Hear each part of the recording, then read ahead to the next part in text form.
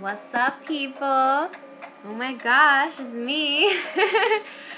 I'm in a really good mood right now.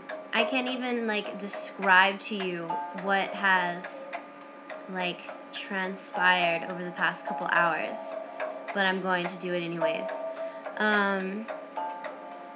Basically, I just came back from a little vacation right here.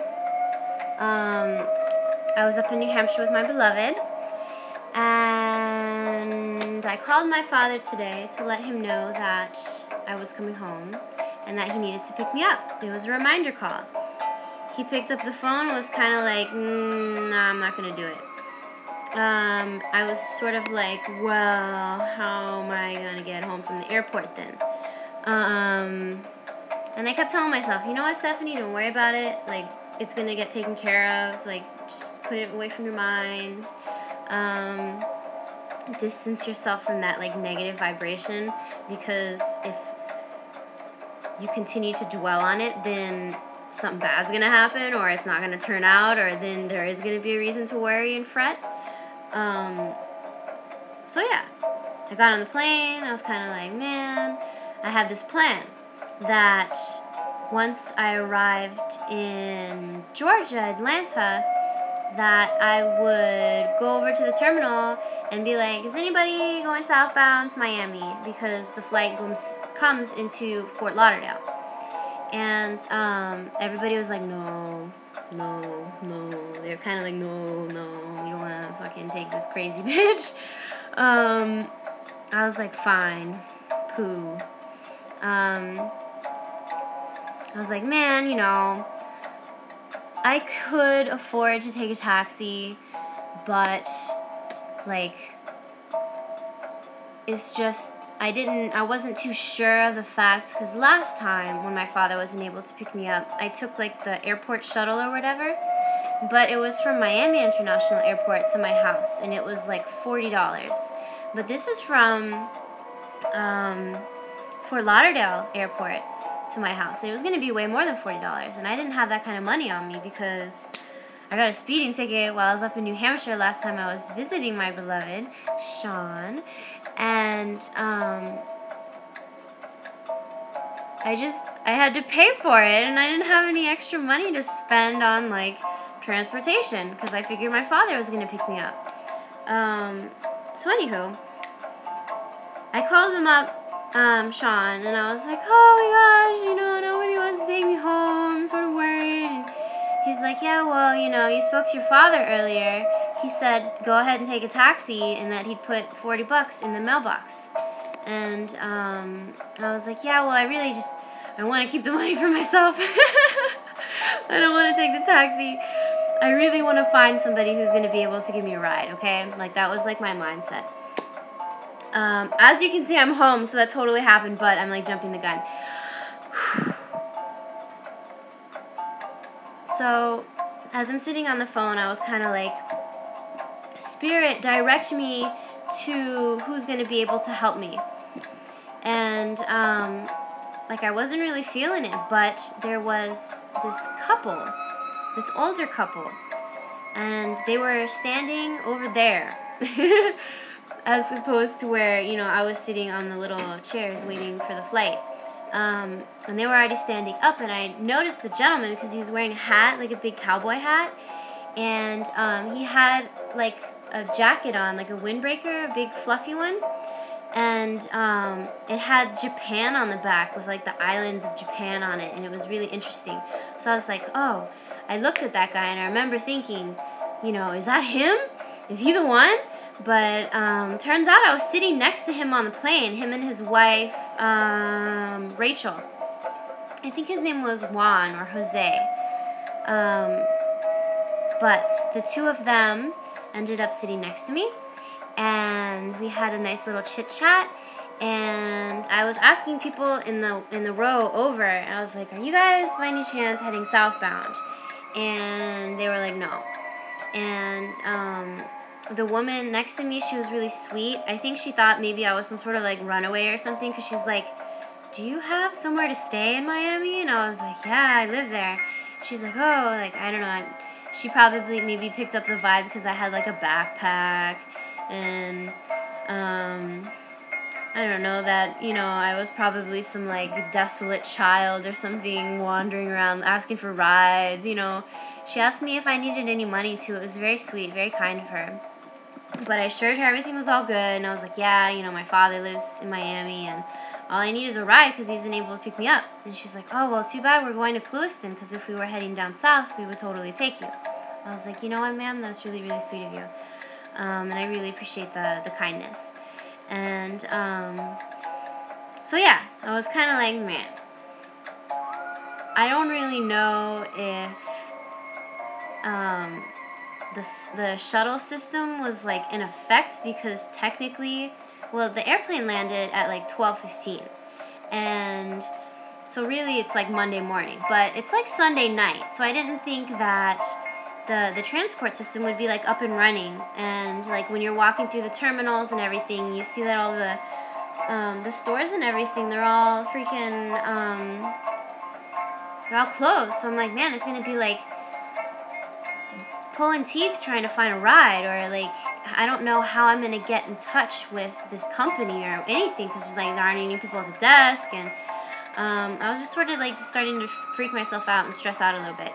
But I, like, gathered some resolve, and I was like, you know what, Stephanie, there's, like, no shame in asking people for a ride. So when we got off the plane, I, like, waited until I scurried out of there really quickly too. Like, I took my seatbelt off before the seatbelt freaking light was off, and I had my backpack already, like, on, and as soon as the little, like, bing noise went off, I was, like, popping out of my seat, getting my suitcase, because I wanted to get off the plane and stand there and have as much opportunity to confront people as possible.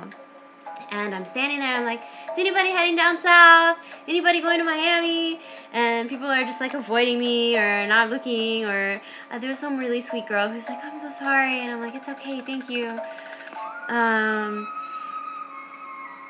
But this gentleman came up to me, and he's like, you need a ride. We live in Hollywood. Let's make this happen. I found out that they literally, like, the connecting flight in Atlanta, they literally just got back from a vacation in freaking Asheville, North Carolina. I was like, whoa. And it was really cool how the music just started like that, too. Synchronicity, like, out the wazoo, okay? It was freaky, and I'm not even going to tell you about the woman from the first flight. Well, I'll tell you anyways, because I was going to try and make this less than, like, 15 minutes, but it'll be, like, a 15-minute video. Let me see if I can do this. Well, I'm getting ahead of myself. But, so anyways, the gentleman, I found out that he just got back from North Carolina, which is freaky. And, he offered to, well, they have, like, this arrangement where one of their friends was picking them up and taking them back to their house. But they were like, you can come with us to our house, and then I'll take you from my house to your house. And I was like, wow, you know, that's really generous.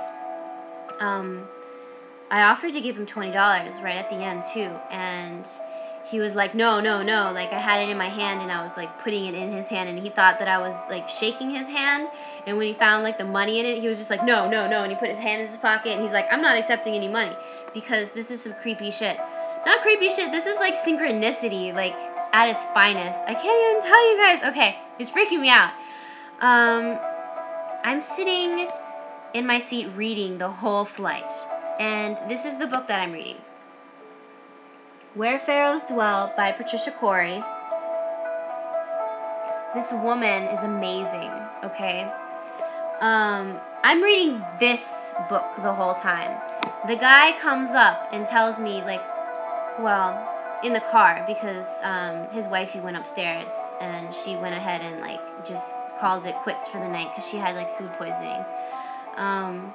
But he was like, it's really weird that you were standing there asking for a ride, because, like, I was in that same exact position, like, a year ago.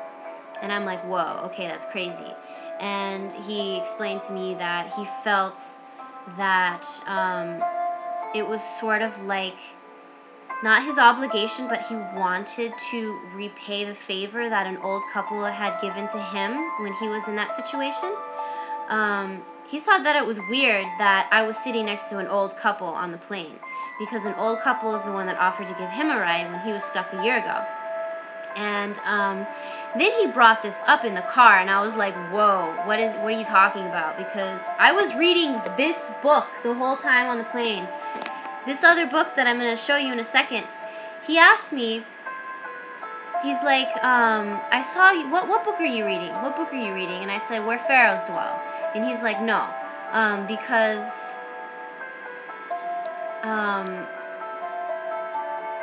he, for some reason, was under the impression that I was reading this book on the plane. This book was in my suitcase. Totally like zipped up in the freaking thing. Nobody was messing with it. He brought this up. He's like, were you reading a book about a seagull? And I was like, what the fuck? I was like, Jonathan Livingston Seagull? And he's like, yeah. And I'm like, holy freaking crap, yes! I have that book and I read it on the freaking plane ride up to New Hampshire to begin with. This book right here, which was in my suitcase. How did he know that I had this book? He thought that I was reading this book the whole time on the plane, and that's one of the things that was like an indication to him, this girl doesn't have a ride. She's she's sitting next to this old couple, and he brought up this book as like another synchronicity thing that like led him to approach me, and it was just like freaking me out, okay, because like I said before, I wasn't reading this book in front of him. He had no idea, like, in God's green earth that I had this. But for some reason, he knew. And it was freaking me out. So yeah, I found this book at a freaking thrift store. And he told me that at the time when the couple offered to give him a ride at the airport, he was reading this book. Okay? And on top of that, not only this book, he also mentioned The Alchemist.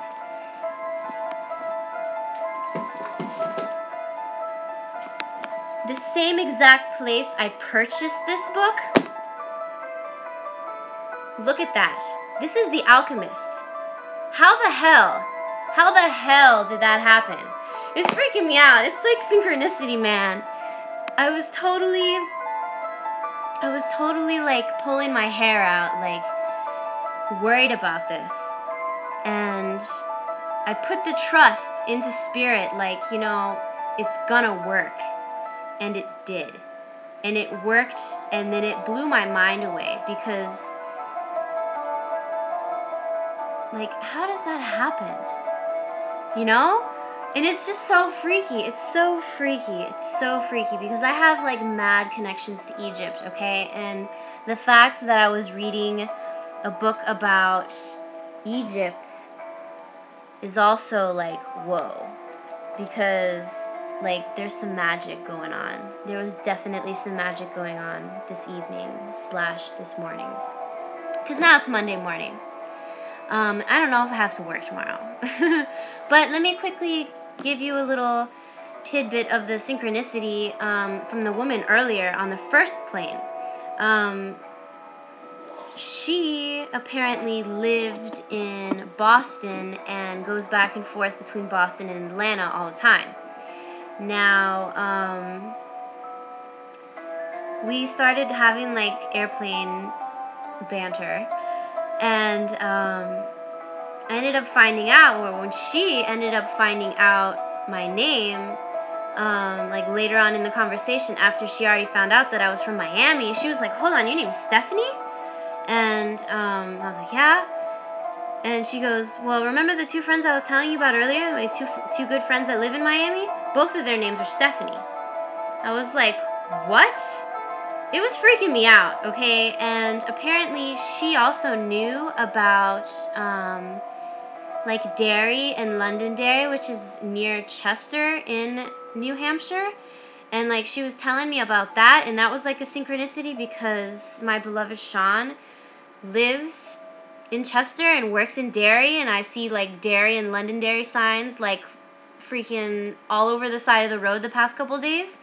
It was like, what is going on? There's like mad synchronicity in the world, and I can't even tell you about some, oh, I'll save that for another video entirely. But, like, life is just unfolding for me and revealing itself and showing me how everything is interconnected, and it's just like, whoa. Like, shit's getting real, you guys. No, shift's getting real. Oh my gosh. I'm like high on life right now. I have so much energy. It's just beautiful. It's just beautiful. And then on top of it all, I got to keep my $40 from my dad. So, ha! Yeah, he's over there. Yeah. So, I'm gonna go visit like the crystal store and like treat myself, or maybe, I don't know, go out and check out some thrift stores tomorrow. I love going to the thrift store, you guys. Let me show you something that I got the freaking day before I came here. We're talking about Egypt, right?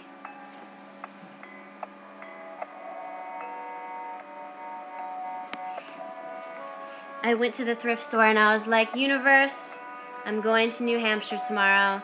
I need some long sleeve t-shirts. Provide for me. And I went over there and I didn't really see anything that I liked at all. But I started looking through the knickknacks because I like knickknacks. And I'm like going through everything, looking at the mugs, looking at this, looking at that. I didn't even see this until it was like literally right in front of me. And I looked up at eye level and it was right there.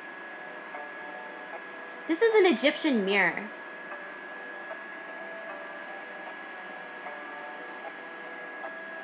Do you see yourself? No. Can you believe this? It's like the universe, man. It's alive, and it's like,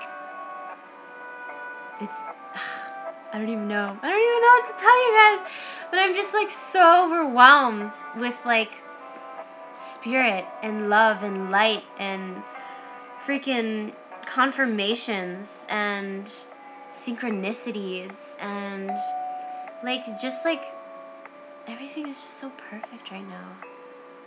And I did some salvia. I smoked some salvia today, so I'll tell you guys about that later. But yeah, so today was just like the coolest freaking day ever, and like totally amazing. And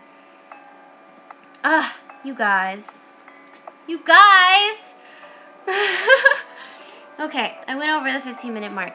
I wish you all a beautiful day and a wonderful evening, and I'll catch you guys on my next video.